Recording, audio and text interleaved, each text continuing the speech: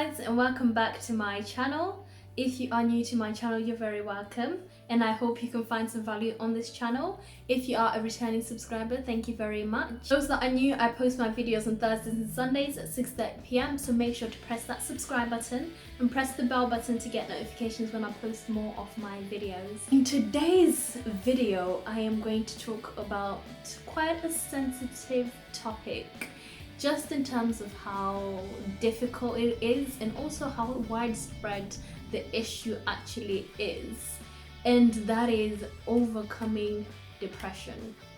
And I am going to speak of it from my own personal experiences, and I hope this can really help to shed light onto other people, because I know my testimony might be strength for someone else that is going through this.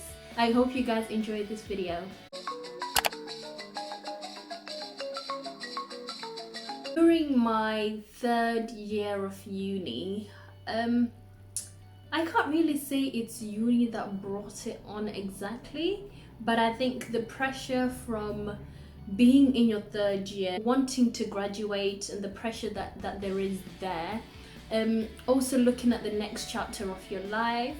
And during that time, I was really trying to search deep for who I am as a person and what it is my purpose is in life, how I want to conduct myself and carry myself in the world, trying to understand who the hell Marcia is. During that, there were a lot of ups and downs, and I think once you start this whole personal development journey and self-realization, a lot of can of worms will open up that you may not even have been aware of.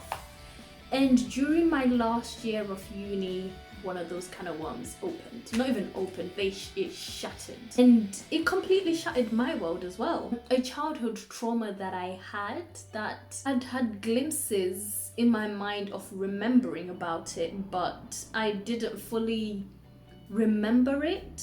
Or I thought maybe it was a dream, and I'm like, yo, I had some weird dreams. Then I went to Zimbabwe, and it brought back the memory like that. And I was like, oh, it wasn't a dream, it's actually something that's happened. Like, during the time I was in Zim, I didn't really deal with it, and I just kind of just brushed it to the side. The more I visited, the more this memory came back more vividly. Then I came back to England and went about my ordinary life, not knowing that this was eating me up from the inside out. Until the pressure of final year exams, assignments, also the whole journey that I had embarked myself in on developing myself and learning who I am as a person, what makes me happy, what issues I need to deal with.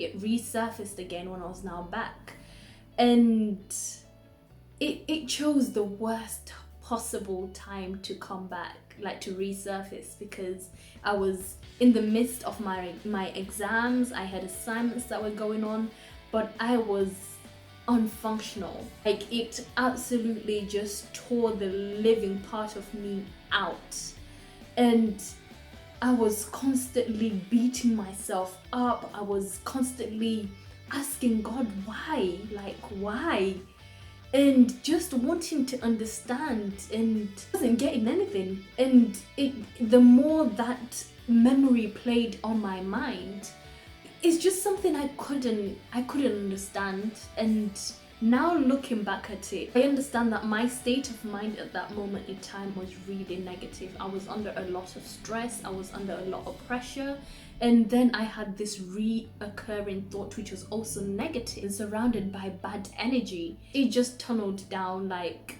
I didn't want to get out of bed, I didn't want to do anything, I didn't want to eat. And I survived on maputi. For those that are Zim, they know what that is. And it's basically like, sort of like popcorn, but it's not. I call it organic popcorn, but apparently that's not right. Survived on that and water. I didn't want to eat, I didn't want to speak to anyone. I just stayed in my room and I cried. And I would cry myself to sleep, wake up, repeat the same cycle. I don't want to eat, nothing interests me. I was so disconnected from everything and everyone. And because I lived with people that I knew that were close to me, I thought I had to put on a face when I was around them that, everything's okay. but they could tell something was not quite right. They just didn't know probably how to approach the situation. And I just went about my day as if this is how I lived. Cry myself to sleep at night, wake up, don't eat anything, don't do anything, just stay in bed. And I resorted to Netflix. Like, Netflix was the thing I did. Like, during the whole day, I didn't go to lectures. I started missing things, started missing deadlines. And one of my friends, I was in the library at one point, and I absolutely owe her. A big part of who I am now is because of her and the words of encouragement that she gave me. We were in the library at one point and we were just talking, and I started crying. And in the 3 years that we'd known each other, she'd never seen me cry. I'd seen her cry several times, but she'd never seen me cry. And she's like, what's wrong? And she was the first person that I outwardly told. And she was like to me, clearly you're dealing with a lot. You need to go to the uni counselor and speak to someone about this. They are going to help you out, and likely you are likely to get an extension on everything that's coming along. But this is a lot of pressure, and you're dealing with a lot personally at this moment in time. And she walked me there, this girl. And I am not one to cry, and I am definitely one not to cry in public places. But I just broke down. I went and spoke to the counselor, and during that time I was having really negative thoughts and questioning if I still wanted to exist. Like, is this what life is all about? And during that time I realized, I've always known that there's more to life than the bad situations that you go through, but I think when you're going through it, you tend not to remember all of that, or you tend to see it as something that is small, and the situation or what you're going through is this whole big thing that has taken over your life, and that's just all your life is about, and you neglect all the great things that life has to offer. And I went and spoke to the counselor. Well, I didn't really speak to her, I just sobbed, and she sat there and just let me sob. And then I spoke to her, and she was like, do you know what it is? I think you should also go see the doctor, because I get the impression that you might be depressed. And this was the first time someone had verbally said it to me, like, you're actually depressed. And it sunk in, and I was like, and she was explaining like the symptoms of depression and whatnot. I was like, okay, tick. Took her advice and went to see the doctor, and then basically they diagnosed me with depression at that moment in time and gave me some sertraline. I went home and continued to cry and embark myself in all these negative emotions that I'd surrounded myself in. I started taking these antidepressants, and there's something that Tiffany Haddish said which resonated with me so much, that she would rather feel upset and sad and feel like absolute horrible than feel nothing. Like, antidepressants made me feel so emotionally dry. I didn't feel anything. It's so numbing, and my brain just felt like it was foggy, and I cannot even begin to explain how it feels to feel emotionless. Like, you don't feel anything. You're not happy, you're not sad, you're not frustrated, you're not anything, you're just existing. I've always been someone who's quite self-aware, and I had a conversation with myself. I was like, if you keep going down this route, you're going to spiral down somewhere that it might be difficult for you to pick yourself up again. And I decided I was not going to take the antidepressants anymore, and I researched on natural methods to overcome depression. And one of the things they said was that these turmeric tablets, I just had turmeric seasoning, so I decided, I'll take some of that. It tasted disgusting, so I didn't go any further. Then I started to go back into motivational speaking, and one of the people, this is, I think, one of the main reasons why I myself want to become a transformational speaker, because during that time I listened to Les Brown like my life depended on it. And he spoke life back into me. Like the way his words would penetrate through my pain, through my sobbing. And he would tell funny stories and I'll start laughing. I'll be like, oh wait, this is the first time I've laughed in months, and actually genuinely laughed. Not laughed because I was around people, but because I'm genuinely laughing. I feel something. I no longer just feel emotionally dry. I constantly listened to him, and I started to clean my room again. I started gaining my appetite again. I wanted to eat.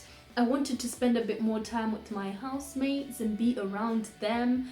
After I had picked myself up and out of that situation, I then spoke to my cousin and I told her exactly what I was going through, and she was like, I knew something was wrong, I just didn't know what it was. I think that also letting it out again for a second time felt like I was releasing it off myself. I made it a mission for myself, and I said, no matter how difficult life gets, I will never get to the place that I was in during that time. Like, life can never get that difficult.